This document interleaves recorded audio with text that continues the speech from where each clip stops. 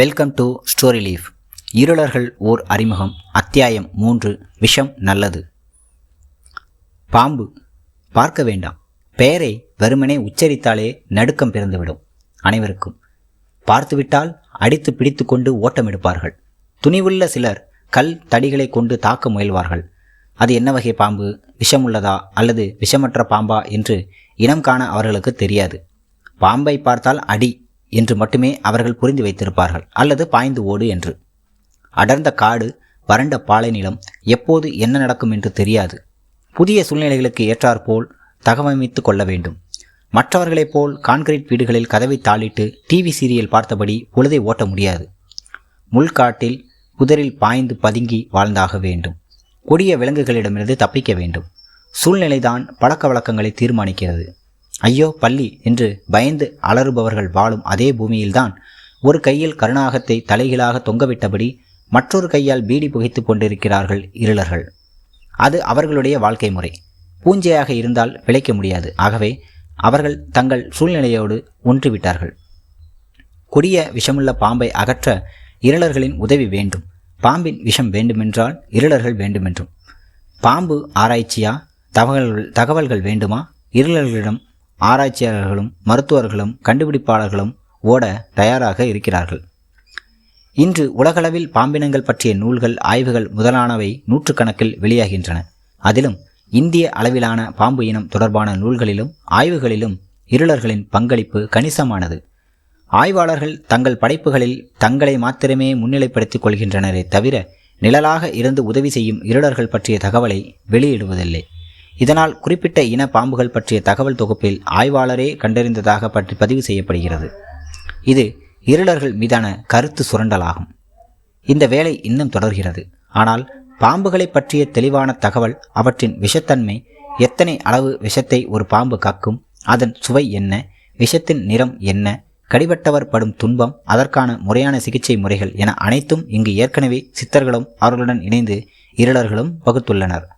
ஆனால் மூலிகை வாயிலாக விஷக்கடியை குணப்படுத்த முடியும் என்பதற்கு ஆதாரம் எதுவும் இல்லை என்கிறது மேலை நாடு. முடிந்தால் என்னென்ன மூலிகைகள் பயன்படுத்துகிறார்கள், என்ன அளவு என்று அறிவிக்கச் சொல்லுங்கள் என்கிறார்கள். இருளர்கள் இந்த தகவல்களை வெளியிட விரும்பவில்லை. மூலிகைகளால் விஷக்கடியை குணப்படுத்த முடியும், அதைத்தான் நாங்கள் தொடர்ந்து செய்து வருகிறோம். ஆனால் நீங்கள் கேட்கும் விவரங்களை எங்களால் தொகுத்து தர முடியாது. இது மக்கள் மருத்துவம். எந்தவித விஷக்கடி சிகிச்சைக்கும் மூலிகை வேர் உண்டு, இலை உண்டு, கிழங்கும் உண்டு. ஒவ்வொன்றின் பெயரையும் உங்கள் கணித அறிவியல் அறிவுக்கு எட்டும் வகையில் விளக்கி கூறிக்கொண்டிருக்க இயலாது.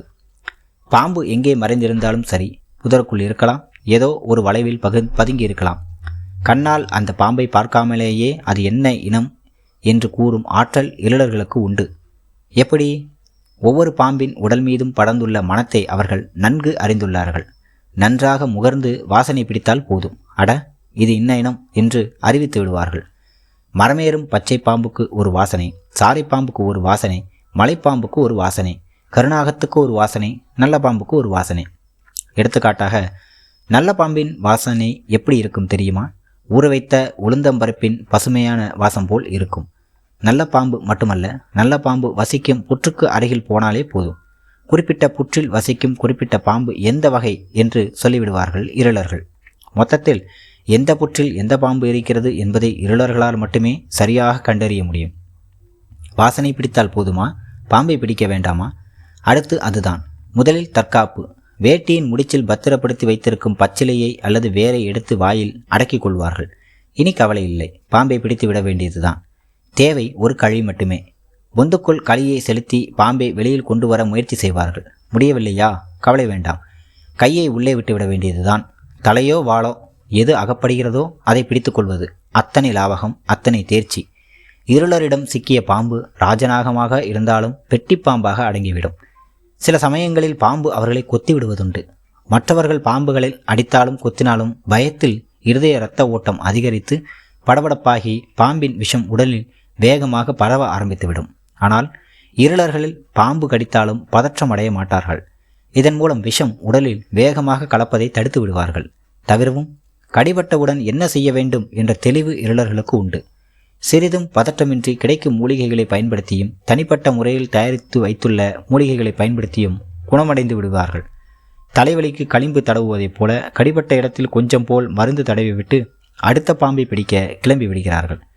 கொல்லன் கோவை என்றும் கொடிகாட்டான் என்ற பெயரிலும் ஆகாசகருடன் ஆகாய புருடன் என்ற பெயரிலும் அழைக்கப்பட்டு வரும் ஒரு வகை கிழங்கை துண்டு துண்டுகளாக சீவி அதனை நன்கு காய வைத்து பின்னர் இடித்து மாவாக்குவார்கள். இந்த கிழங்கு மாவில் விஷத்தை முறித்து அதனை அடக்கும் மருத்துவ சத்து நிறைய உள்ளதாம். ஸ்டெனாசிக்ஸ் என்பது இதன் தாவரவியல் பெயர். தாங்கள் வளர்க்கும் நாய்களை ஏவியும் ஓடும் பாம்பை பிடிப்பதுண்டு. விஷமுள்ள உயிரினங்களை இவர்கள் வாழும் இடங்களில் அவ்வப்போது எதிர்கொள்வதால் சில முன்னேற்பாடுகளை முன்கூட்டியே செய்து கொள்வார்கள். நாங்கள் எதற்கும் தயார் என்பதுதான் இருளர்களின் தாரக மந்திரம். ஓர் அகன்ற சட்டியில் வேப்பெண்ணெயை சூடாக்கி அது கொதிக்கும் போது இந்த கிழங்கு மாவை கலந்து கொள்வார்கள். ஆறிய பின் அதனை சேமித்து வைத்து கொள்வார்கள். இந்த மருந்தை தங்களை கடித்த பாம்பின் விஷத்தன்மைக்கு ஏற்ப உண்பார்கள். சில நேரங்களில் பாம்பின் விஷம் இந்த மருந்தையும் மீறி அபாயம் விளைவிப்பது உண்டு.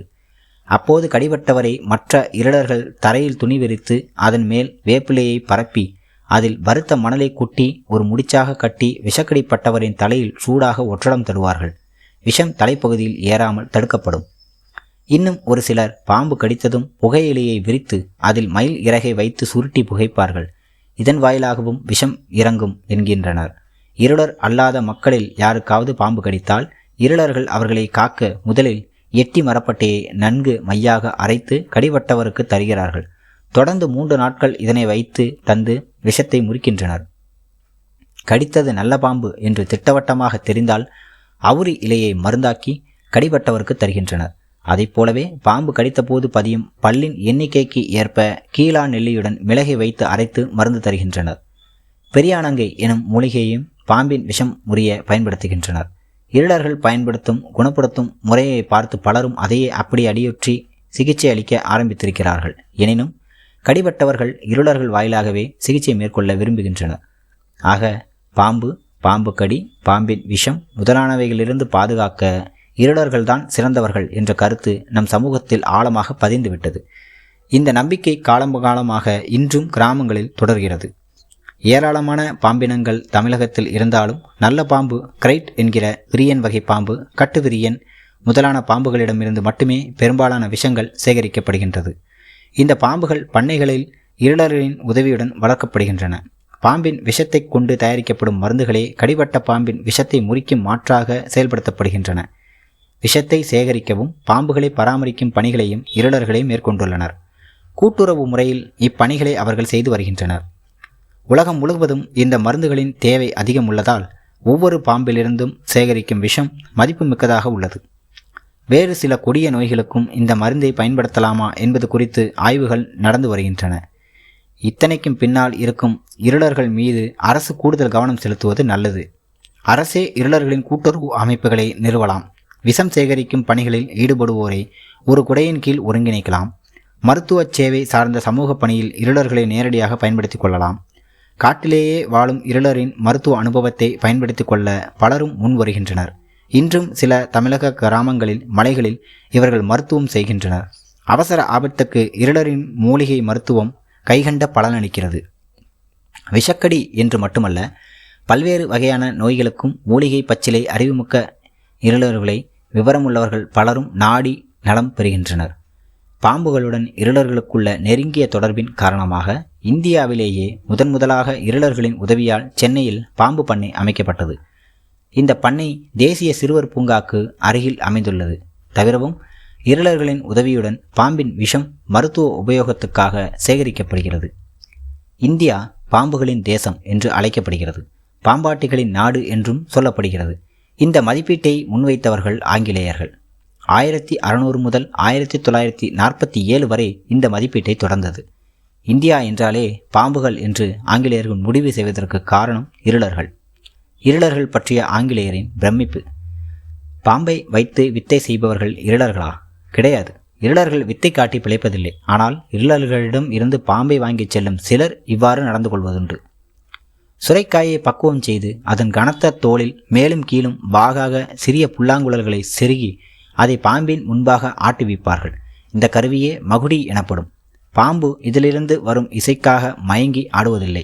மேலும் கீழும் ஆடும் மகுடியின் திசையை எச்சரிக்கையோடு படமெடுத்து அசைவதையே இசைக்கு பாம்பு படமெடுத்து ஆடுவதாக கூறுவர். பாம்புகளால் மெல்லிய உணர்வுகளையும் உணர இயலும். மகுடியின் ஒளி எழுப்பும் மெல்லிய அதிர்வுகளையும் பாம்புகளால் உணர முடியும். பாம்புகளுக்கு காதுகள் இல்லை, ஆனால் நீண்ட தொலைவில் வரும் உருவத்தையும் கூர்மையாக பார்க்கும் திறன் அதன் கண்களுக்கு உண்டு.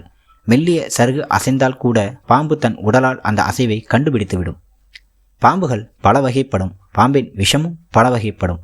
அதேபோல்தான் விஷங்களின் சுவையும் பாம்புகளின் மனமும் மாறுபட்டவை. உணவு முறைகள் மாறுபட்டவை.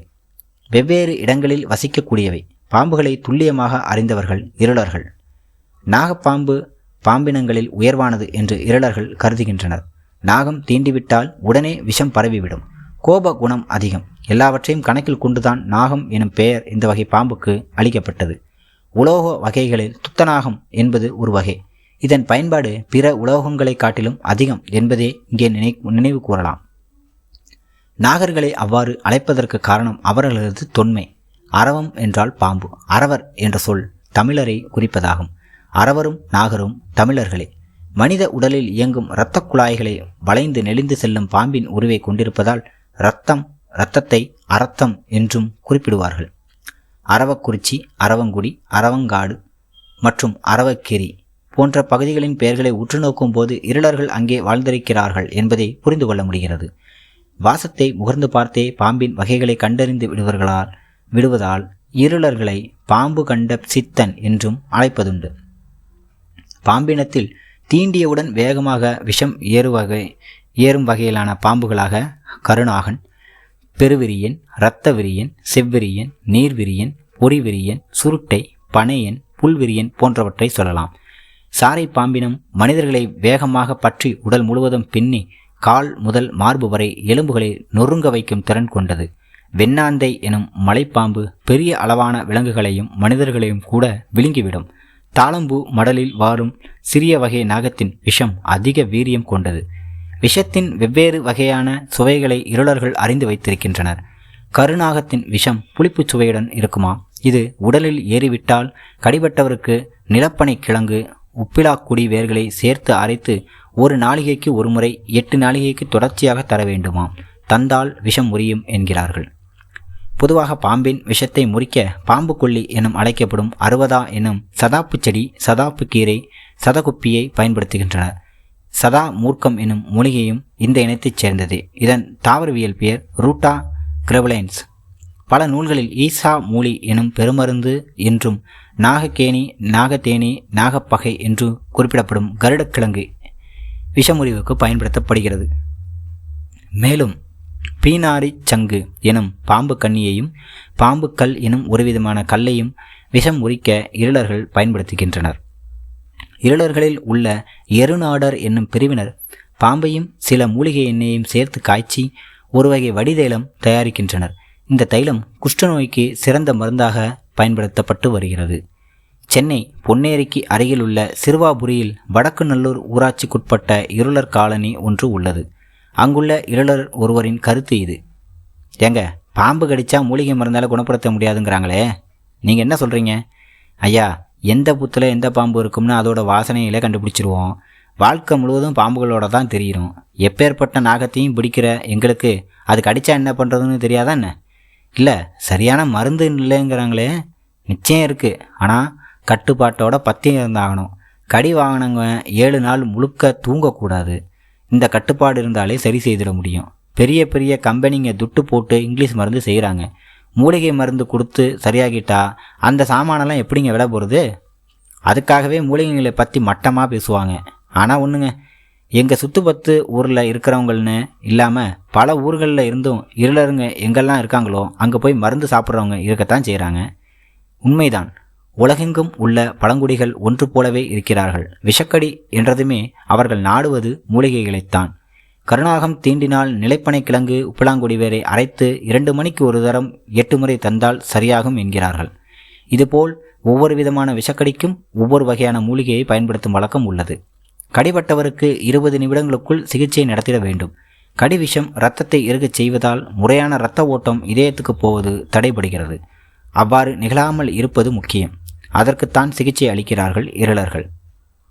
பாம்பு கண்ணி, பீனாரிச் சங்கு, பாம்பு கொல்லி, சதாப்புக்கீரை, சதாகுப்பி போன்ற மூலிகைகளை சிகிச்சைகளுக்கு பயன்படுத்துகின்றனர். விஷத்தின் தன்மை அறிய கசப்புமிக்க சிறியானங்கை, பெரியானங்கையை பயன்படுத்துகின்றனர். மிளகும் விஷம் முறிய பயன்படுத்தப்படுகிறது.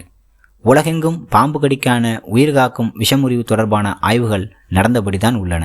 உலக சுகாதார நிறுவனம் அளிக்கும் தகவலின்படி ஆண்டுதோறும் 50,000 இந்தியர்கள் பாம்பு கடியால் மரணமடைகின்றனர். அமெரிக்காவில் ஆண்டுதோறும் 7,000 பேர் வரை பாம்பு கடிக்கு ஆளாகின்றனர். உலக சுகாதார நிறுவனம் உலகெங்கும் பாம்பு கடியை குணப்படுத்தும் மருத்துவ ஆய்வில் அதிக அக்கறை கொண்டுள்ளது. இருளர்களை விட்டார் அவர்களுக்கு உதவ வேறு யார் இருக்கிறார்கள்? Welcome to story leaf. இருளர்கள் ஓர் அறிமுகம். அத்தியாயம் 4. எங்கசாமி. இருளர்கள் தாய்வழி சமூகத்தினர் என்பதால் அவர்களின் மொத்த வாழ்வும் கன்னி தெய்வங்களை ஒட்டியே அமைந்துள்ளன. அந்தரி, மகிடர்காய்ந்தாள், ஜயை, விந்தை, அம்பனத்தி, எண்டோழி, மாளிக்கிளையாள், பகவதி, சயமகள், பாலை கிழத்தி, கன்னியம்மா, எல்லையம்மா, வாட்படையாள், வனதேவதை என பல்வேறு பெயர்களில் கன்னி தெய்வத்தை வணங்குகின்றனர். இருளர்களின் வழிபாட்டு முறை இசையுடன் சேர்ந்தது. பாணர்களின் பாடல்களையே இவர்கள் பயன்படுத்திக் கொள்கிறார்கள். தோற்கருவி இசைக்கும் பாணர்கள் இயவர் என்று அழைக்கப்படுகின்றனர். இருளரின் குடியிருப்பில் அமைக்கப்பட்டிருக்கும் திறந்த வெளி இடங்களில் இவர்கள் ஆடல் பாடலை நிகழ்த்துவார்கள். இனிமையும் எளிமையும் கொண்டதாக இவர்கள் பாடல்கள் அமைந்திருக்கும். சற்று ஒழுங்கான முறையில் இலக்கணம் பயின்று செய்யுள் இயற்றலாமே என்று கேட்டால் அவர்கள் பதில் இப்படி இருக்கும்: காரிகை கற்று கவி பாடுவதை விட பேரிகை கொட்டி பிழைப்பது மேல். மனம் போன போக்கில் இசைப்பதுதான் இவர்களின் இயல்பு. பாணர்களின் பாடல்கள் இதுவரை தொகுக்கப்பட்டதில்லை. ஒருவர் மூலமாக மற்றொருவருக்கு என்னும் வகையில் தலைமுறைகளை கடந்து இந்த பாடல்கள் பழங்குடிகளின் உள்ளத்தில் நிரந்தரமாக தங்கிவிட்டன. கல்வெட்டு போல் பாடல் வரிகள் பதிந்துவிட்டன. இத்தகைய பாடல்கள் மூவகை பண்பை பேசுபவை என நாட்டார் பாடலியல் துறை வல்லுநர்கள் கூறுகின்றனர். உண்மை கூறல், பழித்தல், புகழ்தல். இருளர்களின் வழிபாட்டு முறைக்கு திரும்புவோம். கன்னி வழிபாட்டின் போது கனி கேட்டல், கொடி கட்டுதல், காப்பு கட்டுதல், கரகம் எடுத்தல், கூழ் ஊற்றுதல், முத்துடைத்தல், அமுதம் எடுத்தல், கும்பம் கொட்டுதல், ஊர் மிதித்து வருதல், காப்பு அவிழ்த்தல் என ஒவ்வொரு நிகழ்ச்சியாக வரிசை கிரமமாக நடைபெறும். இருளர்களின் கோயிலை பராமரிப்பவரே கன்னி கோயில் பூசாரியாக சில இடங்களில் விளங்குகிறார். கனி கேட்டல் எனும் சடங்கு பூசாரி மீது மஞ்சள் நீர் ஊற்றி பெண்கள் குளவையுடன் தொடங்குகிறது. அப்போது பாடப்படும் பாடல் இது: கொம்பு தூக்கி ஐயனார், குண்டாத்து கன்னி, சின்ன பாப்புலாச்சி, பெரிய பாப்புலாச்சி, பாலாத்து கன்னி, பச்சையாத்து கன்னி, பவளாத்து கன்னி, நீலாத்து கன்னி. இப்படி பாடிக்கொண்டே கனி கேட்பார் பூசாரி, அதாவது எலுமிச்சை. இந்த நிகழ்வுக்கு பிறகு ஊரார் சூழ கோயிலில் கொடியேற்றுவார்கள். பின்னர் புலால் உண்ணாமல் சுத்தமாக உள்ள இருளர்கள் பூசாரியால் காப்பு கட்டி கொள்வார்கள். இந்த சடங்கு முடிந்தவுடன் ஊரை விட்டு எவரும் வெளியில் போக தடை விதிக்கப்படுகிறது. அதேபோல் வெளியாள்களும் ஊருக்குள் இரவில் தங்க அனுமதிக்கப்படுவதில்லை. பாடல்கள் பாடுவதற்காகவே பிற ஊர்களில் இருந்தும் இருளர்கள் அழைக்கப்படுவதுண்டு. பிரதி உபகாரமாக இவர்களுக்கு பணம் வழங்கப்படுவதுண்டு. இது போன்ற சமயங்களில் அடிக்கப்படும் தப்பைகளை வழிவழியாக பாதுகாக்கும் இருளர் குடும்பத்திடம் இருந்து பெற்று வருகின்றனர். தப்பையை கையில் வைத்துக்கொண்டு சலங்கையை மணிக்கட்டில் கட்டிக்கொண்டு தாளலயத்துடன் பாட ஆண்களும் பெண்களும் கரகம் சுமந்து ஆடுகின்றனர். கன்னியம்மன் கோயில் விழா 3 நாட்கள் முதல் 1 வாரம் வரை நடப்பதுண்டு. சப்த கன்னியர்கள் எனப்படும் 7 கற்கள் வரிசையாக நடப்பட்டு மஞ்சள் பூசி குங்குமமிட்டு பூச்சூடப்பட்டிருக்கும். கேழ்வரகும் தினையும் அரிசியும் கலந்து புத்தம் புது பானையில் கூழ் காய்ச்சப்படும். பானையை கோயிலின் உள்ளேயே துணியால் மூடி வேப்பிலை சாத்துவார்கள். விழா தொடங்கிய 3ஆம் நாள் கூழ் நன்கு புளித்துவிடும். இந்த கூழ் கரகம் சுமந்து ஆடிய பின்னர் அனைவருக்கும் வழங்கப்படும். ஒரே குடும்பத்தைச் சேர்ந்த அண்ணன் தங்கை உறவினர்கள் நேர்த்திக்கடனை நிறைவேற்ற வாயை துணியால் மூடி கட்டிக்கொண்டு நெல்லை உரலில் இட்டு குத்துவார்கள். இதற்கு முத்துடைத்தல் என்று பெயர். அப்போது சுற்றிலும் உள்ள பெண்கள் இப்படி பாடுவார்கள்: மொக்கி பிடிக்க வாடி, முரம் பிடிக்க வாடி, ஆத்து மணலை தூர்த்தி விளையாட நானும் வாரமண்டி. பிறகு குற்றிய நெல்லரிசியை படையலுக்கு பயன்படுத்துவர். கூழ் காய்ச்சும் போது, படையல் சோறு பொங்கும்போது தரையை சதுரமாக பள்ளமாக்கி கொள்வார்கள். அதில் விறகிட்டு அரணி எனும் தீக்கோளில் தீ உண்டாக்குவார்கள். பிறகு அடுப்பூட்டி சமைப்பார்கள். இருளர்களின் வீட்டில் காணப்படும் அடுப்புகள் விசேஷமானவை. தரையில் பள்ளம் வெட்டி சுற்றிலும் கற்கள் பதிந்து காற்று அடித்தாலும் அணையாத வகையில் நாற்புறமும் விறகு செருகி அடுப்பெரிப்பார்கள். இதனை அடுப்பறை என்பார்கள். 4 சுவர் கொண்டு தடுக்கப்பட்டுள்ள அனைத்துக்கும் பொதுவாக அறை என்றும் சொல்லை அவர்கள் பயன்படுத்துகிறார்கள். அடுப்பறை, மண்ணறை, அதாவது சவம் புதைக்க, வீட்டறை என பல அறைகள் உண்டு. இருளர்களில் ஒரு பிரிவாகிய கல்கட்டி என்பவர்கள் பிறரைப் போல மண்குடில் அமைத்தோ மரப்பொந்திலோ வாழாமல் கற்பாறைகள் நிரம்பிய இடத்தில் உள்ள குகைகளில் வாழ்பவர்கள். குகை இல்லாத இடங்களில் 4 புறமும் பாறைகளை கொண்டு வந்து தடுத்து கற்களையே வீடுகளாக மாற்றி வாழ்ந்தவர்கள். இதனாலேயே இவர்களுக்கு கல்கட்டி என்ற பெயர் வந்து சேர்ந்தது. ஸ்படிக கற்களை கூர்த்தீட்டி அதனை கொம்பின் நுனியில் உறுதியாக கட்டி ஈட்டி போன்ற வேட்டைக்கருவிகளை உருவாக்கியவர்கள் இவர்களே. வழிபாட்டுக்கு வருவோம். அடுப்பறையில் பொங்கிய சேற்றை கன்னி படையலுக்கு இருளர்கள் பயன்படுத்துவார்கள். கோயிலில் காப்பு கட்டி கொண்டவர்கள் படையல் இடும் வரை பழம், பால் தவிர வேறு எதுவும் உண்பதில்லை. படையலின் போது இவர்கள் இப்படி பாடுவார்கள்: மஞ்சா வரைகளுக்கு, வன தேவாதிகளுக்கு, ஊட்டும் தேவாதிகளுக்கு, ஊட்டாத தேவாதிகளுக்கு, கன்னி அம்மாளுக்கு, எல்லை அம்மாளுக்கு என கன்னி தெய்வத்தின் சிறப்பை உணர்த்தும் பாடல்கள் அவை. கன்னியின் அழகை, அருள் பொழியும் பண்பை விவரித்து பாடும் பாடல்கள். முத்துடைத்ததற்கு பின் அமுதம் எடுத்தல் எனும் சடங்கு நடைபெறும். இதற்கு பின்னரே படையல் இடப்படுகிறது. பெண்கள் பாடி முடித்ததும் பூசாரிக்கு கன்னி தெய்வம் வந்து ஊர் குறித்த நலன்களை கூறுவார். குறிகேட்டல் நடக்கும். வயதான இருளறின பெண்மணிகள் ஒவ்வொருவரின் கேள்விக்கும் பதில் தந்தபடி பூசாரி சாமியாடுவதுண்டு. வேண்டுதல்களை, விருப்பங்களை வரிசையாக கூறியவாறு கும்பம் கொட்டி பூசை நடக்கும். அதன் பின்பு கன்னிமார் கோயிலில் உள்ள எல்லம்மாளின் மர உருவுக்கு மஞ்சள் பூசி அலங்கரித்து ஊர் முழுவதும் ஊர்வலமாக கொண்டு வருவார்கள். இதனை ஊர் மிதித்து வருதல் என்பார்கள். இருளரின் குடியிருப்பை சுற்றியுள்ள ஒவ்வொரு தெரு வழியாகவும் சாமி சென்று வந்த பின்னர் திருவிழாவின் நிறைவாக காப்பு அவிழ்த்தல் நடக்கும். அதாவது பூசாரி பக்தர்கள் கட்டியுள்ள மஞ்சள் கயிறு மற்றும் துணி போன்றவற்றை அவிழ்த்து விடுவார்.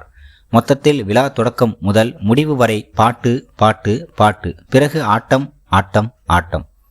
குதூகலமான கொண்டாட்ட வெளியாக அந்த இடம் மாறிவிட்டிருக்கும். தொழில் காரணமாக சொந்த ஊரை விட்டு வெளியிடங்களுக்கு சென்றவர்களும் திருவிழா சமயத்தில் கட்டாயம் ஊர் திரும்பி விடுவார்கள். தலையே போனாலும் திருவிழாவில் கலந்து கொண்டாக வேண்டும். பிற இனத்தவரும் மரியாதை நிமித்தமாகவும் கன்னி தெய்வ பக்தியிலும் விழாவில் கலந்து கொள்வது வழக்கம். இருளர்கள் ஓர் அறிமுகம். அத்தியாயம் 4 முடிந்தது.